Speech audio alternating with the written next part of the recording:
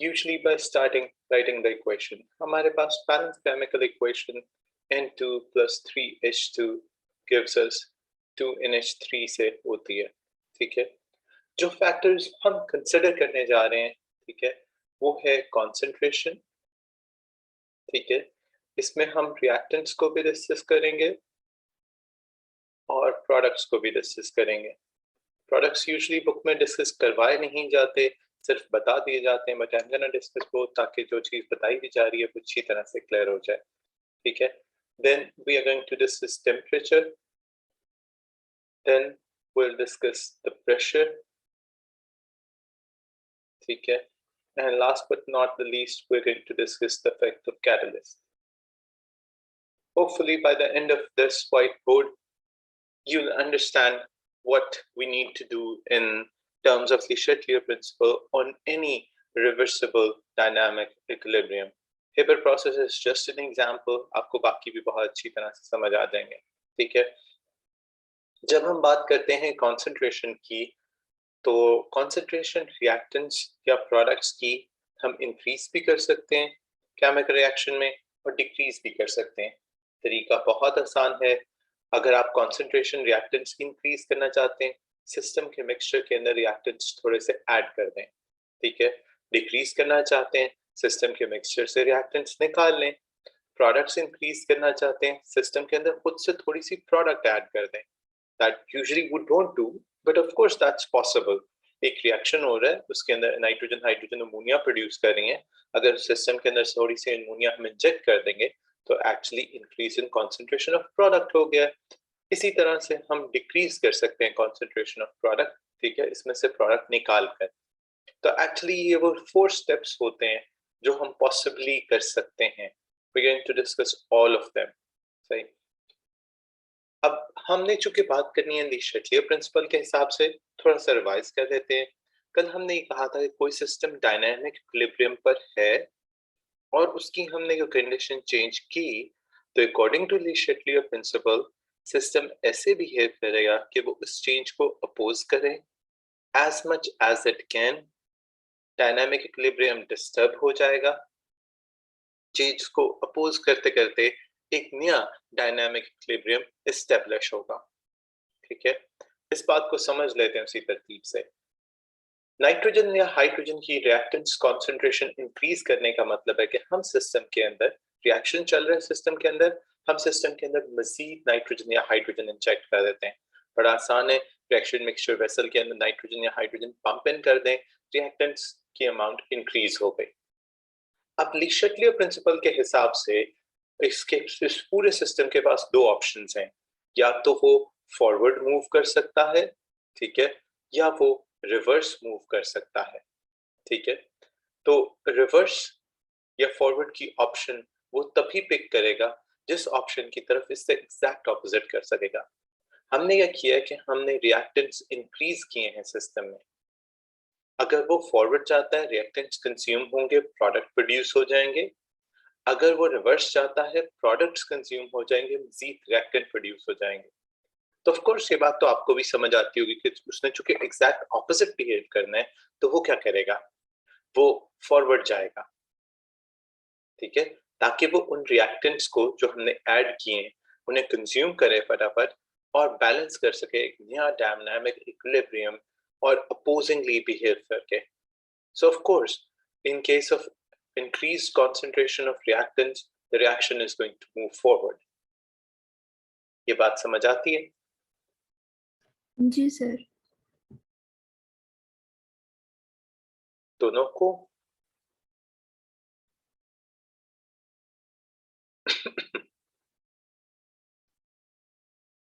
Okay, good. तो हम reactants को डिक्रीज करेंगे। इसका तरीका बहुत आसान है। आप रिएक्शन मिक्सचर से गैसेस निकाल लें, लेकिन चूंकि रिएक्शन मिक्सचर में एक वक्त में नाइट्रोजन हाइड्रोजन और अमोनिया दोनों होती हैं, तीनों होती हैं, ठीक है, तो अमोनिया सेपरेट करें और बाकी रिएक्शन मिक्सचर दोबारा इंसर्ट कर दें। रिएक्टेंट्स की कॉन्सेंट्रेशन इस तरह से डिक्रीज हो सकती है। अगर आपने इन्हें अमोनिया दोबारा इंसर्ट कर दे, इनको रिसाइकिल ना करें, इन्हें बाहर ही रहने दें, रिएक्टेंट कॉन्सेंट्रेशन डिक्रीज हो जाएगी। जब रिएक्टेंट कॉन्सेंट्रेशन डिक्रीज होती है तो रिएक्शन फॉरवर्ड जाएगा तो ये मजीद डिक्रीज हो जाएगी, लेकिन ली शर्टलियर प्रिंसिपल के हिसाब से इसने ऑपोजिट बिहेव करना है, लिहाजा वो रिवर्स जाता है, थोड़े से प्रोडक्ट्स ब्रेक करता है, दोबारा बैलेंस करता है रिएक्टेंट्स की कॉन्सेंट्रेशन को, नया डायनामिक इक्विलिब्रियम एस्टैब्लिश कर देता है। लिहाजा इस सूरत में ये रिवर्स डायरेक्शन में जाएगा। प्रोडक्ट की कॉन्सेंट्रेशन इंक्रीज होने करने की बात करते हैं। अगर सिस्टम के अंदर थोड़ी सी अमोनिया हम इंजेक्ट कर देंगे, सिस्टम के अंदर अमोनिया की कॉन्सेंट्रेशन बढ़ गई, अकॉर्डिंग टू ली शर्टलियर प्रिंसिपल इसने कम करनी है, उल्टा बिहेव करना है, ये सिस्टम को रिवर्स ले जाएगा, थोड़ी सी अमोनिया ब्रेक डाउन करेगा, ठीक है, और उन्हें रिएक्टेंट्स में कन्वर्ट कर देगा। प्रोडक्ट अगर हम निकाल लेते हैं, थोड़ा सा हम मिक्सचर निकालते हैं, अमोनिया सेपरेट करके नाइट्रोजन हाइड्रोजन दोबारा इंसर्ट कर देते हैं, अमोनिया की कॉन्सेंट्रेशन डिक्रीज हो गई, प्रोडक्ट्स डिक्रीज हो गई, रिएक्शन फॉरवर्ड डायरेक्शन में जाएगा, ठीक है, और फॉरवर्ड डायरेक्शन में जाने का पर्पस ये है कि मजीद नाइट्रोजन हाइड्रोजन रिएक्ट करके उसे कन्वर्ट कर दे अमोनिया में। इस तरह ये चारों पॉसिबिलिटीज आप बखूबी समझ गए होंगे। अगर कुछ पूछना हो तो पूछ लें।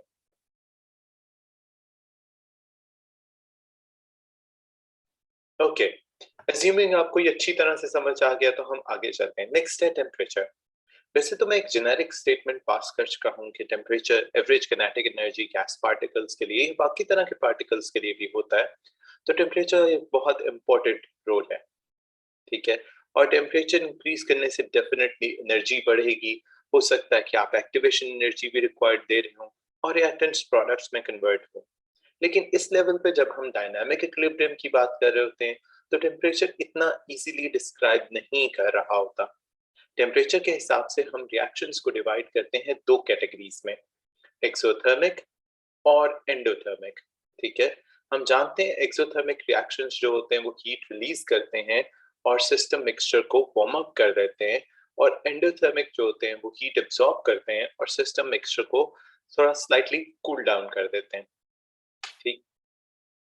इस हिसाब से हमें ये पता होना चाहिए कि एटलीस्ट ये इक्वेशन क्या है। लेट मी टेल यू, इस इक्वेशन की डेल्टा एच की वैल्यू नेगेटिव में है, which gives us the idea that this equation is exothermic. Exactly कितनी वैल्यू हमें वो डिस्कस नहीं कर रहा, that's not the point. The point is कि ये forward reaction exothermic है। जब हम यूं किसी रिएक्शन के बारे में exothermic लिख रहे होते हैं तो इसका मतलब है कि उसका forward exothermic है, ठीक है, और उसका जो रिवर्स रिएक्शन होगा वो डेफिनेटली इसके ऑपोजिट एंडोथर्मिक होगा, ये आप खुद ही एज्यूम कर जाएंगे, और ये ठीक एजम्पशन है। याद रखिए किसी रिएक्शन के फॉरवर्ड केस में अगर हीट रिलीज होती है तो उसके रिवर्स केस में हीट एब्जॉर्ब होनी चाहिए, क्योंकि ये साइक्लिक प्रोसेस होता है, बिल्कुल बॉन्ड एनर्जी की तरह जो हम पहले भी पढ़ चुके हैं।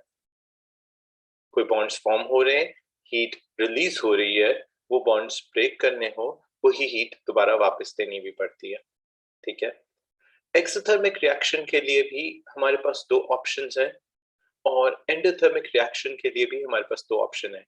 एक्सोथर्मिक में हम टेम्परेचर इंक्रीज भी कर सकते हैं, ठीक है, और एक्सोथर्मिक में हम टेम्परेचर डिक्रीज भी कर सकते हैं, दोनों ऑप्शंस कर सकते हैं। इसी तरह एंडोथर्मिक में भी हमारे पास दो ऑप्शंस हैं, हम टेम्परेचर इंक्रीज भी कर सकते हैं और टेम्परेचर डिक्रीज भी कर सकते हैं। तो हम सारी ऑप्शंस पढ़ेंगे, ये पॉसिबिलिटीज, ये सिनेरियोज हैं, मैं आपको सारे सिनेरियोज पढ़ा रहा हूँ। एंड में इसे कंक्लूड करते हैं कि कौन सा सिनेरियो हमारी फेवर में जाता है। याद रखिए हर वो सिनेरियो हमारी फेवर में जाएगा जो इस रिएक्शन को फॉरवर्ड डायरेक्शन में लेकर जा रहा है।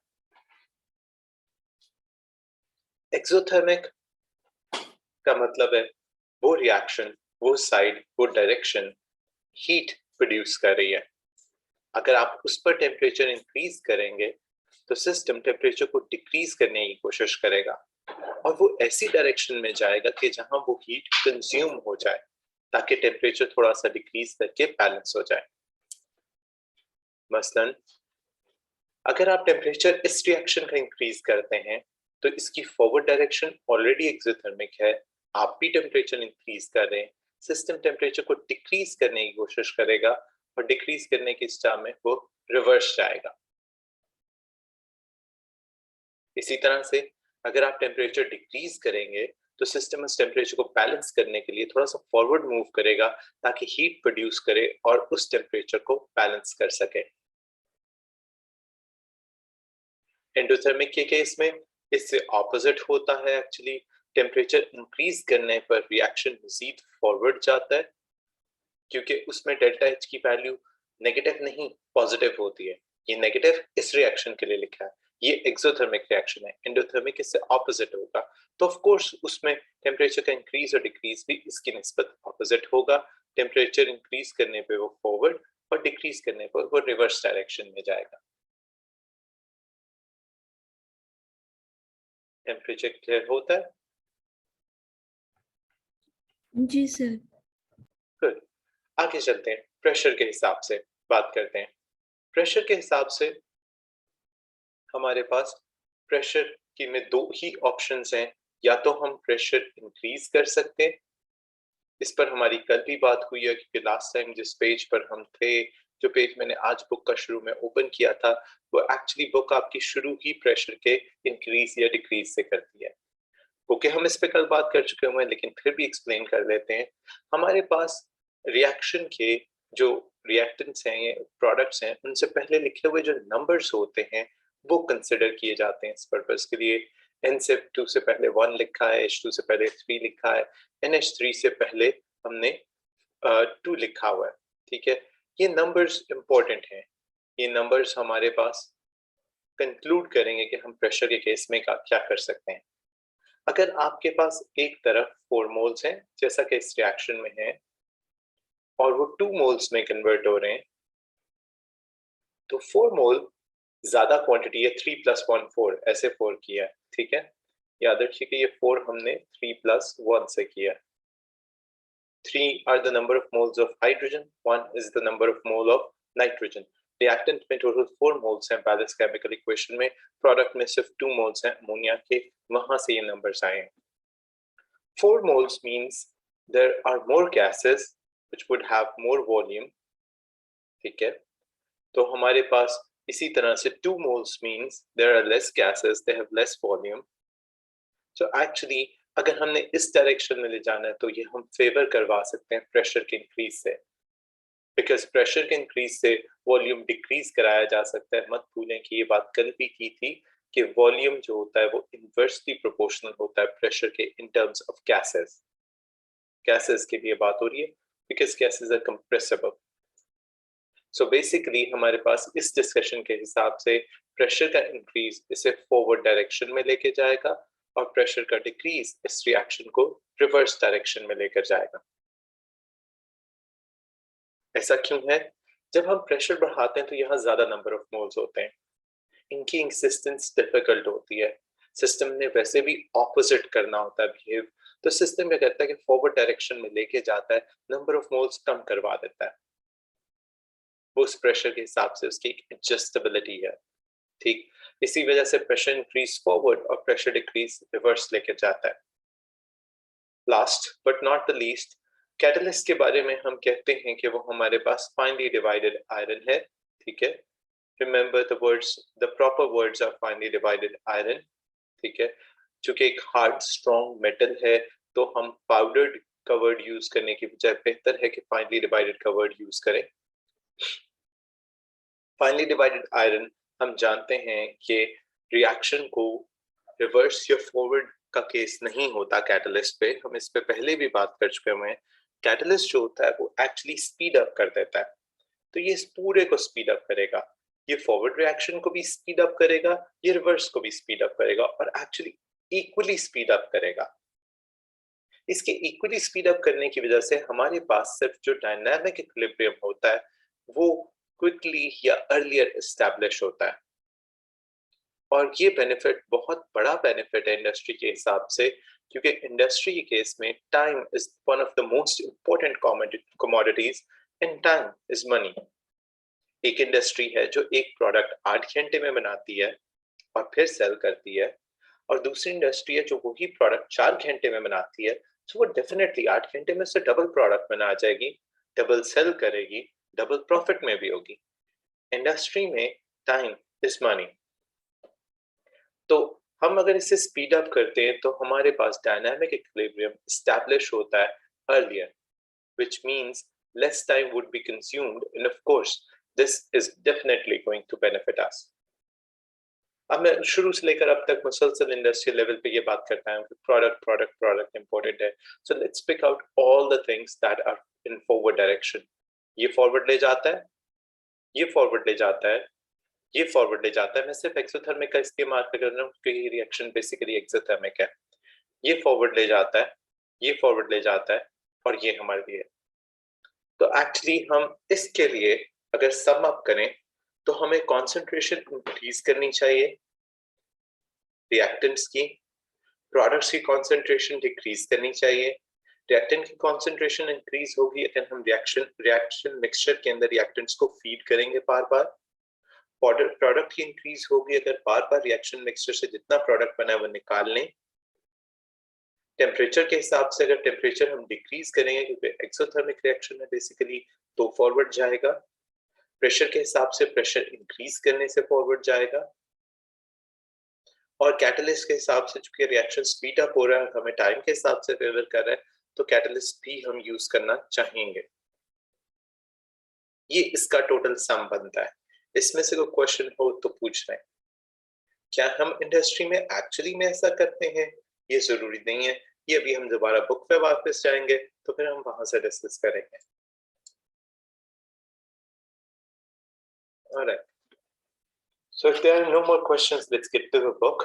मैं इसे सेव कर रहा हूँ, मैं इसे आपको बाद में सेंड कर दूंगा.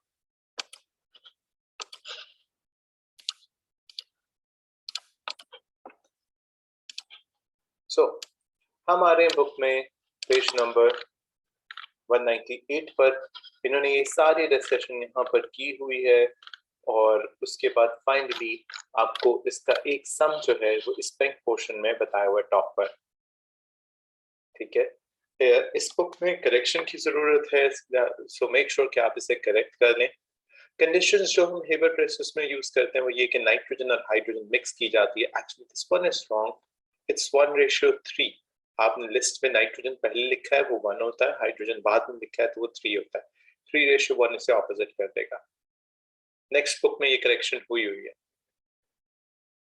ऑप्टिमम टेम्परेचर हम 450 का चूज करते हैं. Now this is against what we have talked about. हमने कहा था ये एक्सोथर्मिक रिएक्शन है, लिहाजा हमें टेम्परेचर को डिक्रीज करना चाहिए. इंस्टेड हमने 450 का अच्छा खासा टेम्परेचर दे दिया, साथ ऑप्टिमम का वर्ड भी यूज कर दिया. ऐसा हम क्यों कर रहे हैं? ये यहाँ चेंजिंग द टेम्परेचर में इन्होंने बहुत अच्छा डिस्क्राइब किया हुआ है. And I'd like to pick out a few words which are going to help you with answering this question. अगर हम सिस्टम का टेम्परेचर इंक्रीज करते हैं तो ज्यादा अमोनिया ब्रेक डाउन होती है और वो उस हीट को यूज करती है जो हम सप्लाई करते हैं. हम हायर टेम्परेचर पे एक्चुअली लेस अमोनिया प्रोड्यूस करते हैं. आप सोचेंगे कि इसके बावजूद ये हमारे नुकसान में जा रहे हैं, हम ऐसा क्यों कर रहे हैं? अगर हम टेम्परेचर को लो करते हैं तो वो अमोनिया प्रोडक्शन को फेवर करती है, लेकिन वो रेट जिसके ऊपर अमोनिया प्रोड्यूस होती है वो इतना स्लो होता है कि वो अनइकोनॉमिकल हो जाता है. टू बी ऑनेस्ट, अगर आप इसकी इंडस्ट्री में जाएं तो आपको इंडस्ट्री वाले बताएंगे कि ये कुछ आवर्स लेकर रिएक्शन कंप्लीट होता है, विच इज टोटली अनइकोनॉमिकल. हम इस प्रैक्टिस में क्या करते हैं कि हम कॉम्प्रोमाइज करते हैं. Optimum temperature, compromise temperature use करते हैं, क्योंकि हमें थोड़ा टेम्परेचर इस्तेमाल करना चाहिए था लेकिन उससे रिएक्शन बहुत ज्यादा वक्त लेता है, तो हम अमोनिया को एक एक्सेप्टेबल रेट पर एक्सेप्ट करते हैं और टेम्परेचर इस्तेमाल करते हैं 450 डिग्री सेंटीग्रेड का. इस कॉम्प्रोमाइज को हम कवर किस तरह से करते हैं? हमारे पास उसके बहुत सारे तरीके हैं.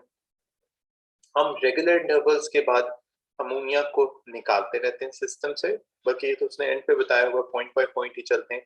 सबसे पहले प्रेशर हम बढ़ा के 1 एटमॉस्फेयर प्रेशर होता है कॉमनली, हम उसे बढ़ाकर ले आते हैं 200 पर. हम प्रेशर को 200 टाइम्स इंक्रीज कर देते हैं, which takes the reaction into forward direction by a further amount.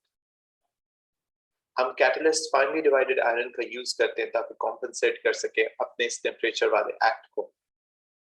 हम अमोनिया को कंडेंस आउट करते हैं रिएक्शन मिक्सचर से, और चूंकि अमोनिया निकालने के साथ नाइट्रोजन और हाइड्रोजन भी निकल आती है, तो हम नाइट्रोजन और हाइड्रोजन को दोबारा रिसाइकिल करते रहते हैं बार बार. इस तरह नाइट्रोजन हाइड्रोजन सिस्टम के अंदर मुसलसल एंटर होती रहती है और अमोनिया सिस्टम से निकलती रहती है. In order to understand what the word condense out means, let's take a look at the table at the bottom of the page, table 7.4. Nitrogen का बॉइलिंग पॉइंट है 196, हाइड्रोजन का -253 है. इन कंपैरिजन अमोनिया सिर्फ -33 है. इसका मतलब ये है कि अगर हम -33 पर ले जाएंगे इस सारे सिस्टम को, तो हम आराम से अमोनिया को लिक्विफाई कर सकते हैं. लिक्विफाई करके इसे सेपरेट करना दोबारा बहुत आसान है, क्योंकि लिक्विफाई करके इसे बॉईल करना, बॉईल करके इसे कंडेंस करना इजी है. उससे ये होगा कि अमोनिया दोबारा गैस में कन्वर्ट होगी या लिक्विड में कन्वर्ट होगी और सेपरेट हो जाएगी, जबकि बाकी गैसेस फॉर्म में रहेंगे, क्योंकि -33 पे नाइट्रोजन या हाइड्रोजन को कोई फर्क नहीं पड़ता, उनके बॉइलिंग पॉइंट इससे बहुत दूर है. ये बात यहीं पर ही लिखी हुई है. मॉडर्न प्लांट्स में गैस मिक्सचर रिमूव किए जाते हैं, उनके अंदर परसेंटेज अमोनिया की सिर्फ 15% तक होती है. So let me tell you that only 15% of nitrogen and hydrogen react to form ammonia even after all this struggle. हम उसे कंडेंस करते हैं कूल करने से, रिमेनिंग नाइट्रोजन और हाइड्रोजन रिसाइकिल कर देते हैं ताकि वो फिर रिएक्ट कर दें. तो कोई भी नाइट्रोजन या हाइड्रोजन ऐसी नहीं होती जो इस कंटिन्यूस रिसाइकलिंग के बाद बच जाए और रिएक्ट ना करे. बार बार रिसाइकिल करने का पर्पस ही ये है कि वो रिएक्ट कर जाए एट वन पॉइंट और द अदर. सो बेसिकली हमने जितना कुछ किया, हमने इसे फॉरवर्ड डायरेक्शन में ले जाने के लिए किया. क्लियर? जी सर. अगर हेबर प्रोसेस समझ आ जाता है तो फिर कॉन्टैक्ट प्रोसेस कोई प्रॉब्लम नहीं है. कॉन्टैक्ट प्रोसेस से बहुत मिलता जुलता है. सल्फ्यूरिक एसिड के अंदर हम सल्फर डाइऑक्साइड को सल्फर ट्राइऑक्साइड में कन्वर्ट करते हैं. ये उसके लिए डेल्टा H की वैल्यू है. इसके लिए भी कैटलिस्ट यूज करना रिएक्शन का इक्विलिब्रियम जल्दी एस्टैब्लिश करवाएगा. टेम्परेचर वैसे तो इंक्रीज करने से रिएक्शन फेवर नहीं होता, लेकिन हम ऑप्टिमम टेम्परेचर कॉम्प्रोमाइज कंडीशन के अंदर इस्तेमाल करेंगे. कॉन्सेंट्रेशन में हम रिएक्टेंट्स को कंटिन्यूसली सप्लाई करते रहते हैं और प्रोडक्ट रेगुलर इंटरवल के बाद निकालते रहते हैं. इस केस में कोई बॉइलिंग पॉइंट्स नहीं बताए हुए बुक में, तो आपने भी नहीं याद करने, आपको लिखने भी नहीं होते. Last but not the least, pressure को भी इंक्रीज करने से हमें फायदा हो सकता है, लेकिन वहां पर अगर आप सिनेरियो डिस्कस करें हेबर प्रोसेस में, तो आपको याद होगा वहां पर हमारे पास रिएक्टेंट्स में थी कॉन्सेंट्रेशन 4 की और प्रोडक्ट्स में थी कन्वर्जन 2 की. Here it's somewhat different. यहाँ पर 3 है टोटल और यहाँ पर 2 है टोटल. ठीक है, तो हमें बहुत ज्यादा प्रेशर इंक्रीज करने की जरूरत नहीं है, थोड़े से इंक्रीज से भी काम चल जाएगा. यही चीज आप अगले पेज पर देखेंगे. हम क्या करते हैं कि ऑप्टिमम टेम्परेचर 450 का यूज करते हैं. This is much easier for students to remember because in both the cases we are using the same optimum temperature. Catalyst हम वेनेडियम 5 ऑक्साइड, जिसका फॉर्मूला मैं आपको पहले भी लिखवा चुका हूँ, हम डिस्कस कर चुके हैं, दैट इज V2O5, वो यूज होता है. ठीक है, प्रेशर 1 एटमॉस्फेरिक का भी होता है बाज इंडस्ट्री में, या बाज बुक में 1 to 5 एटमॉस्फेरिक भी लिखा हुआ है. Both are correct. इस सारे केस में हम रिसाइकिल करते रहते हैं इसको, और हमारे पास तकरीबन 96% कन्वर्जन पॉसिबल है. ठीक है, इस सारे केस से यहाँ पर कॉन्टैक्ट प्रोसेस भी पूरा हो जाता है.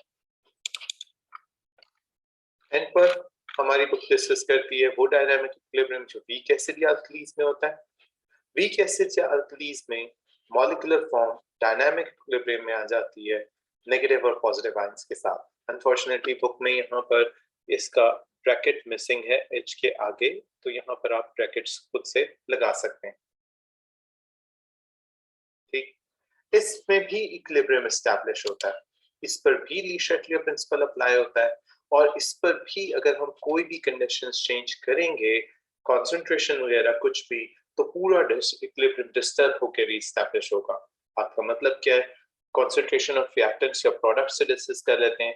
अगर आपके पास एक एक्वस सॉल्यूशन बना हुआ है CH3 से OOH का, उसके अंदर जितने H पॉजिटिव आयंस हैं, ठीक है, उनका हमें अमाउंट एक तरह से pH से पता चल सकती है. अगर आप उस सिस्टम में मजीद CH3 से OOH डालेंगे, वो फॉरवर्ड प्रोसीड करेगा, मजीद H पॉजिटिव आयंस प्रोड्यूस करेगा, व्हिच मींस कि pH थोड़ी सी डिक्रीज होनी चाहिए, सिस्टम को मोर एसिडिक हो जाना चाहिए.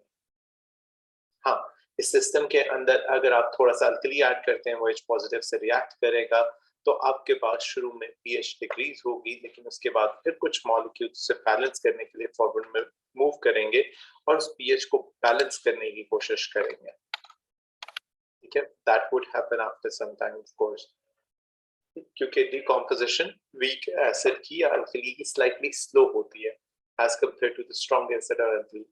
इसी तरह से हमारे पास अमोनियम हाइड्रोक्साइड या अमोनिया सॉल्यूशन की एग्जांपल भी सिमिलरली वर्क करेगी, because this rule is applied to both acids and alkalis, the weak ones. यहाँ पर चैप्टर नंबर 7 कंप्लीट हो जाता है। कोई क्वेश्चन हो तो पूछते हैं।